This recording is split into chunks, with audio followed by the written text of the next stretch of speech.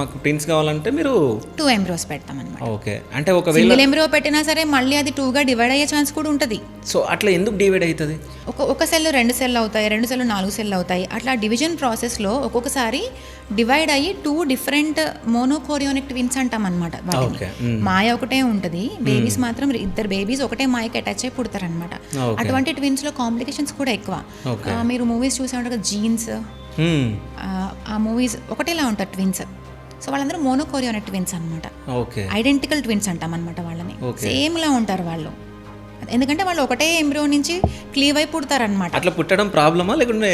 No, అట్లా పుట్టడం పేరు చూడడం చూసే వాళ్ళకి మూవీస్లో బాగానే ఉంటుంది, కానీ యాక్చువల్లీ ప్రెగ్నెన్సీలో కాంప్లికేషన్స్, బేబీస్ కూడా కాంప్లికేషన్స్ కొంచెం ఎక్కువ అవుతాయి అనమాట. ఓకే. అంటే ఎట్లాంటి కాంప్లికేషన్స్ రావచ్చు? సో వీళ్ళలో ఏం కాంప్లికేషన్స్ చూస్తామంటే TTTS అంటాం, ట్విన్ ట్రాన్స్మిషన్ సిండ్రోమ్ అంటాం, ఆర్ ట్రాప్ సీక్వెన్స్ అంటాం. ఏమవుతుంది, ఒక బేబీ బాగా పెరిగిపోతుంది, ఒక బేబీని పారాసైట్ లాగా తీసుకుని ఆ బేబీ నుంచే బ్లడ్ మొత్తము, న్యూట్రియంట్స్ మొత్తం తీసేసుకుంటూ ఉంటుంది. సో ఈవెన్చువల్లీ 2 బేబీస్కి ప్రాబ్లం వచ్చేస్తుంది అనమాట. అటువంటి కాంప్లికేషన్స్ కూడా వస్తాయి. అండ్ కొన్ని మంచిగా ముందుకెళ్ళిపోయి కూడా ఉంటాయి, బట్ ఇవన్నీ కాంప్లికేషన్ కూడా చూసుకుంటూ ఉంటాం మేము ప్రెగ్నెన్సీలో, మానిటర్ చేసుకుంటూ ఉంటాం అనమాట స్కాన్స్లో. ఓకే.